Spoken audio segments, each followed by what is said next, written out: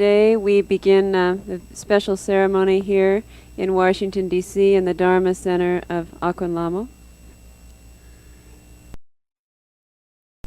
And this particular function is a religious function. It's not performed for any other reason.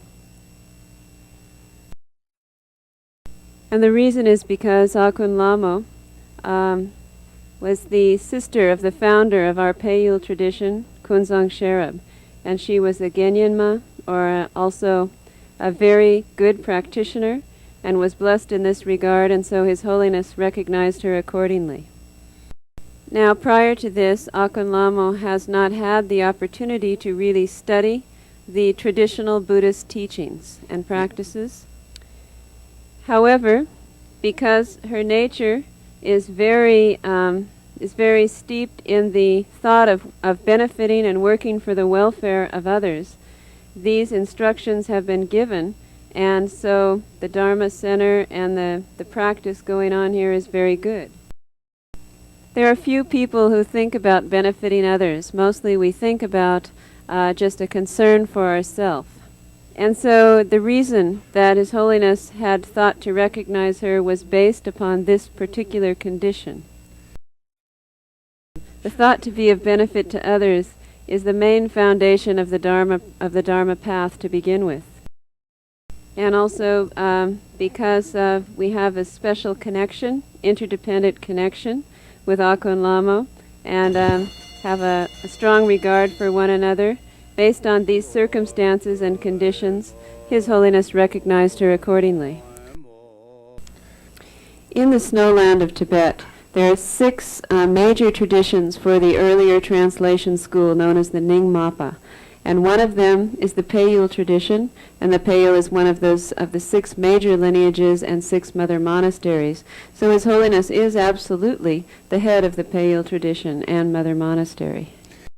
And so, because His Holiness is the supreme head of the entire tradition, he also was in charge of every single one of these branch monasteries as well, because he is the supreme head of the tradition that all of them were following. And so he was selected and appointed accordingly. So for all of these monasteries, His Holiness had the absolute authority for all of the administrative duties, rules and regulations, and for all of the recognition of the incarnates and all of the appointments and so forth for the spiritual enthronements of the different practitioners.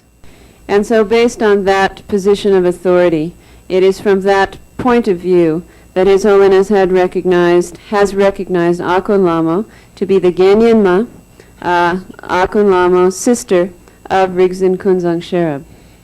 And in giving her this name, His Holiness, giving her the same name, His Holiness had the thought that this would be able to give her a great blessing which would enter into her. And so in having given her the name, now this is the time for the enthronement. And she doesn't have any duties or responsibilities in worldly type of administration or political concerns. What is her responsibility at this point as a tulku is that she is responsible for propagating the Dharma and for being of benefit to sentient beings, and she has no other responsibility than that.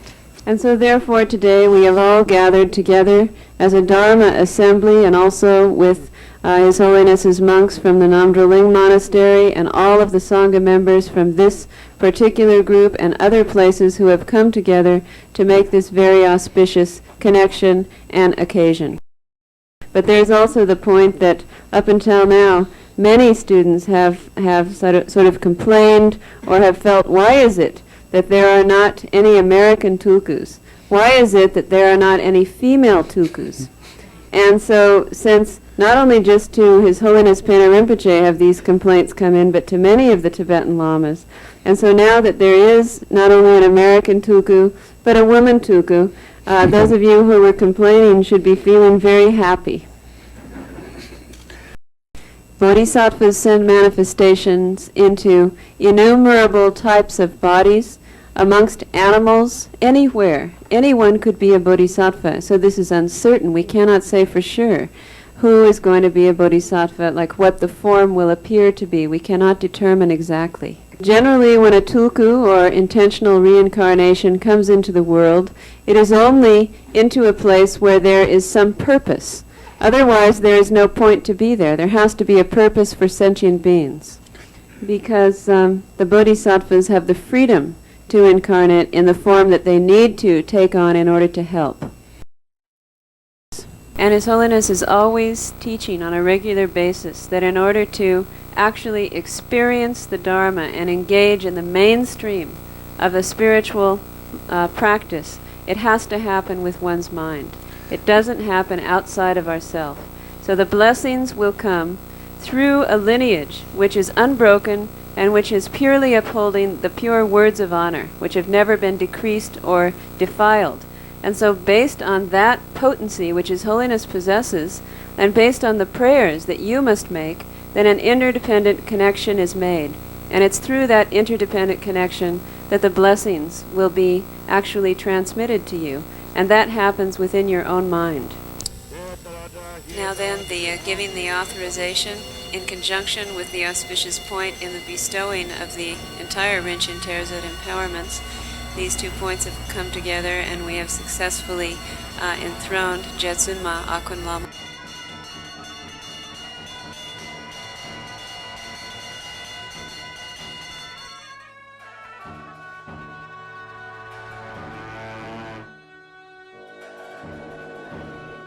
The snow lion usually doesn't appear except for the most auspicious, important occasion, such as the visit of a king to a district or area, or the visit of a high lama to a particular area or monastery. And so it's considered that if one has an opportunity to see the snow lion, or the snow lion to come out and frolic, then it's a very auspicious coincidence, and it also bestows a lot of good fortune and auspiciousness upon those who are here who have an opportunity to see the snow lion.